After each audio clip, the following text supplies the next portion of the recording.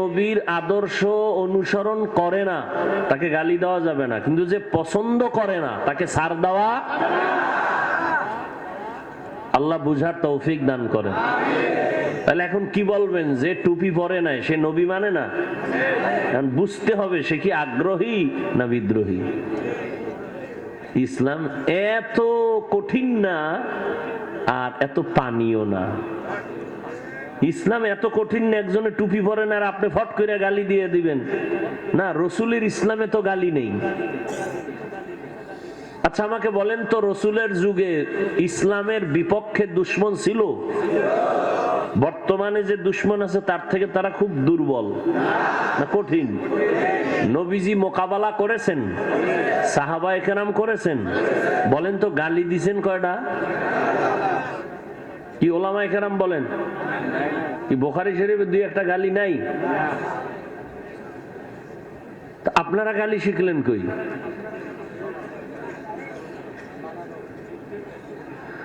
আহা, নবী দেখেন, আমার আয়াতটার আলোচনাও এই বিষয়ে, শানে রিসালাত, রাসূলের জিন্দেগির আলোচনা। আসেন আয়াতের মধ্যে হাদিস নিয়ে কিছু কথা বললাম। আল্লাহ বলেন, ওয়ামা আরসালনাকা ইল্লা রাহমাতাল লিল আলামিন। এখানে আবার খেয়াল করেন আল্লাহ কি বললেন? হে নবী, আপনাকে আমি পাঠাই নাই? হ্যাঁ পাঠিয়েছি, রহমত হিসেবে জগৎ সমূহের। আচ্ছা এটা ঘুরাইয়া না বললে ডাইরেক্ট বললেই তো হইতো, হে নবী আপনাকে জগৎ সমূহের রহমত করে পাঠাইলাম। ঘুরাইয়া বললেন কেন? হে নবী আপনাকে আমি পাঠাই নাই? হ্যাঁ পাঠাইছি। ফিআলুল হাকিম লা ইয়াখলু আনিল হিকমাহ। জ্ঞানীদের কাজ জ্ঞান থেকে খালি না, হাকিমের কোনো কাজ হিকমত থেকে শূন্য না। আল্লাহ বুঝাইলেন, দুনিয়ার মানুষ, তোমাদের জেহেনটাকে আমি পরিপূর্ণ সাফ করে বুঝাইলাম। আমার নবীকে পাঠাই নাই বইলা তোমার জেহেন পরিষ্কার করে ফেললাম। এইবার নতুন করে নেও, আমি নবীরে পাঠাইছি জগৎ সমূহের রহমত। তার মানে নবীর পুরা জিন্দেগিটাই রহমতের চাদরে আটকানো, পুরাটাই রহমত, কোনো গজব নাই। আল্লাহ কয় নবী আপনি অর্ডার দেন, জিব্রাইল পাঠাইলাম তায়েফের মানুষ মেরে ফেলি। নবী বলেন না, মারা যাবে না। ওদিকে মুনাফিকের সর্দার মারা গেছে, জানাজার জন্য নবী রেডি। ওমরে ফারুক আনজা করে ধরলেন মুনাফিকের সর্দার, শুধু মুনাফিক না, মুনাফিকের ডাইরেক্টর। তাকে জানাজা পড়া ঠিক হবে না। নবী বলেন আমি যাব। নবী গেলেন, জানাজা পড়াইলেন। ওই মুনাফিকের সর্দার তার ছেলের কাছে বলছে, তোমার নবীরে কইও তার শরীরে স্পর্শ হওয়া একটা জামা যেন আমারে পড়ায় কবরে দেয়। আল্লাহ কোরআনে আয়াত নাযিল করে বললেন যে আপনি ৭০ বারও যদি ইস্তেগফার পড়েন ওই মুনাফিকের বেলা আমি তা কবুল করব না, গ্রহণ হবে না। বুঝেননি নবী কেমন রহমত, কেমন মায়ার নবী আমার, রাহমাতুল লিল আলামিন। এই দিও না, রিভাব বুঝো, ডিলে বাড়াও, ইকো বন্ধ করো। তোমাকে জন্য আলাদা ক্লাস খুলতে হইব।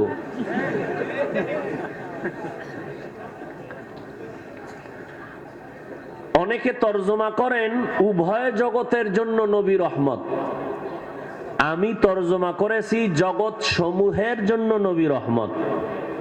উভয় জগৎ মানে দুনিয়ার জগৎ, পরকাল জগৎ। আসলে তো এই জগৎ এখানে সীমাবদ্ধ না, জগৎ তো আরো আছে।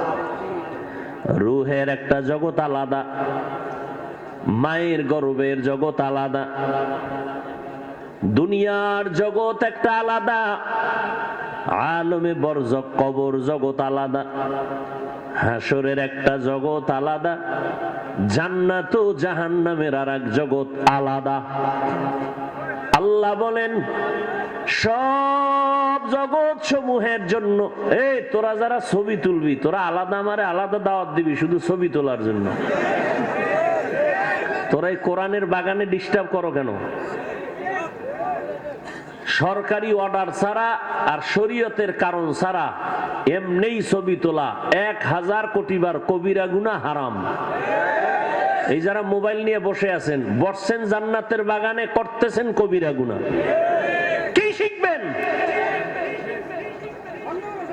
মাস্তানি করেন ওজের প্যান্ডেলে বসে, পাগল হয়ে গেছেন ছবি তোলার জন্য। কোন চালাক বলবে হুজুর না অন্য কিছু না, আপনারে মোহাব্বত করি এই জন্য ওয়াজটা রেকর্ড করি। তো আপনার এই আকামদার তো দরকার নেই, আপনার এই কাজটা নিখুঁত ভাবে মিডিয়াওয়ালারা করতেছে না।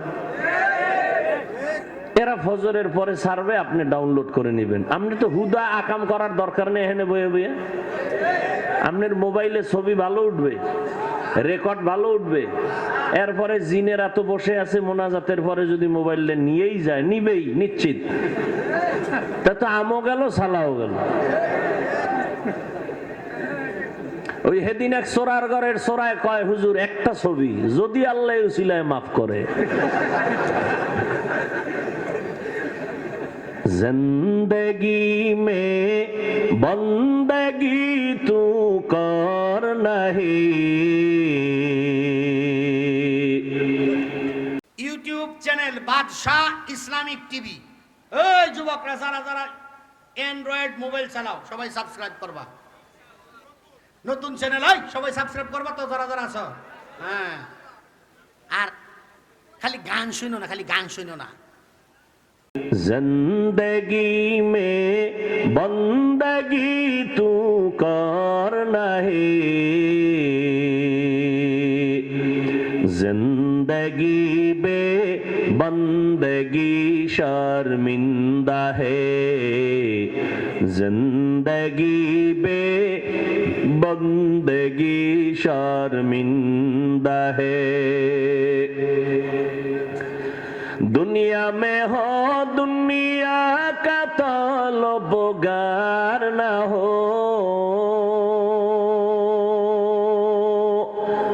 बाजार से गुजरे हो खरीदार न हो। दुनिया में हो दुनिया का तलबगार न हो, बाजार से गुजर हो खरीदार न हो।